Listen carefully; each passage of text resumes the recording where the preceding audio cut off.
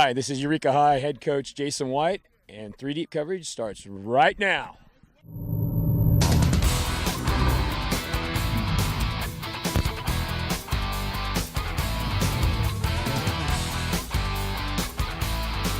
Good evening and welcome to 3 Deep coverage alongside Victor Anguiano. I'm Manny Machado.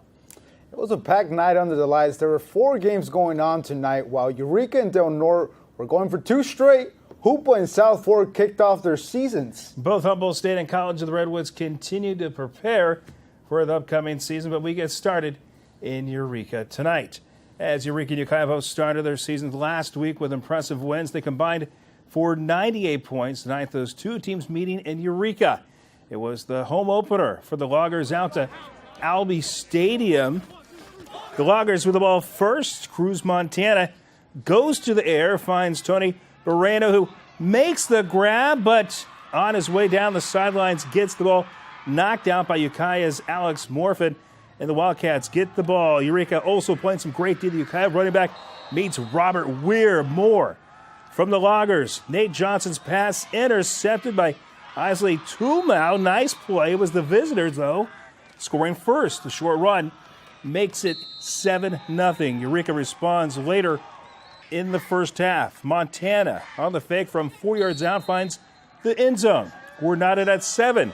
Ukiah would go ahead 13-7 just before the half. There was a lot of yellow on the field. The officiating crew busy night in the first half, and penalties. Eureka outscoring Ukiah 34-0 in the second half, and they win 41-13. Montana with 4 passing touchdowns, also rushed for 1. You saw that in the highlights. Loggers 2-0 to start the season.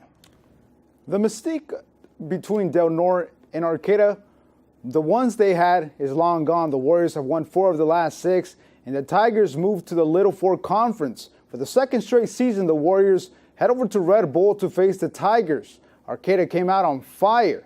First drive of the game, Paul Larman, as you can see, the coach prepping him before the game. Paul Larman, 45-yard pickup. The Tigers were cruising. 4th and goal, though. Tigers trying to punch it in. Anthony Slayton with a big hit on Kevin Madero. Arcata turns it over on downs, ensuing possession. Ethan Price runs it for 18, gets the first down. Warriors inside of the Arcata's 20. Next play, Chase Blackburn with a big hold down left field. The junior rush for the touchdown. Warriors go up 8-0 after going for 2.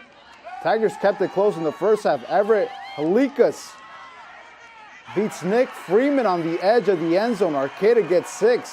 They can't convert for 2 to tie the game. Guys, when you see Sebastian Puente running down the field, make sure to get out of his way on a kick return. The senior staying hot in week 2 from inside of his own 25. Puente takes off, shakes off the defenders, goes for 40. The drive would end on a touchdown.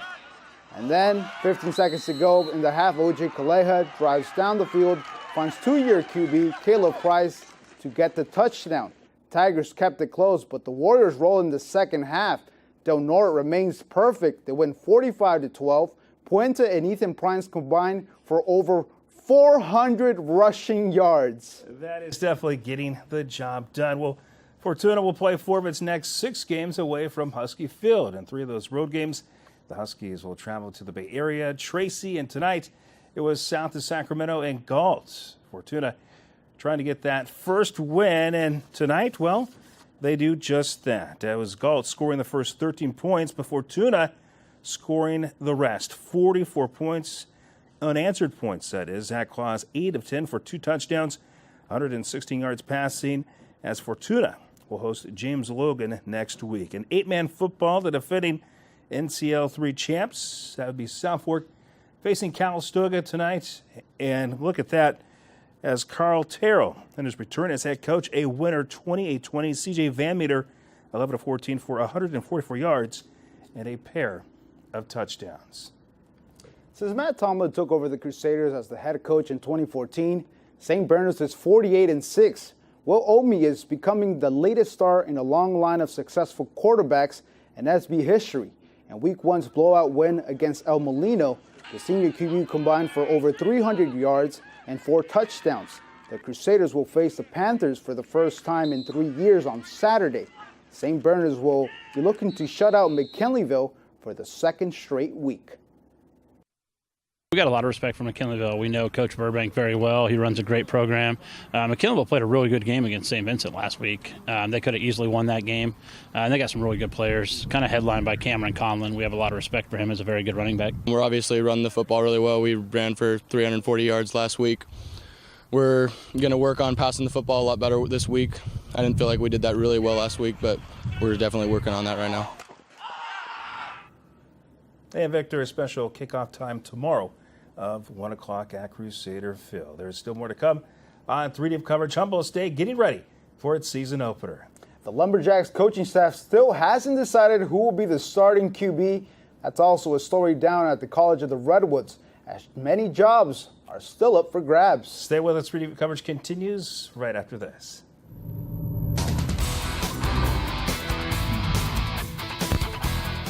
What's up? Jamal Jones, head football coach, Arcata High School, and you're watching 3 Deep coverage.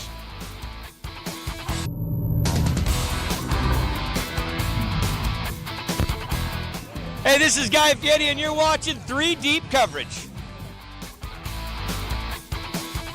Yeah, welcome to Flavortown. Just 1 week remains until Humboldt State football kicks off the final season. The Lumberjacks, who will play 6 of their 10 games on the road, start next Saturday in Texas at Midwestern State. HSU will host its final scrimmage tomorrow at noon at Redwood Bowl. The community is invited to watch the green and gold in action.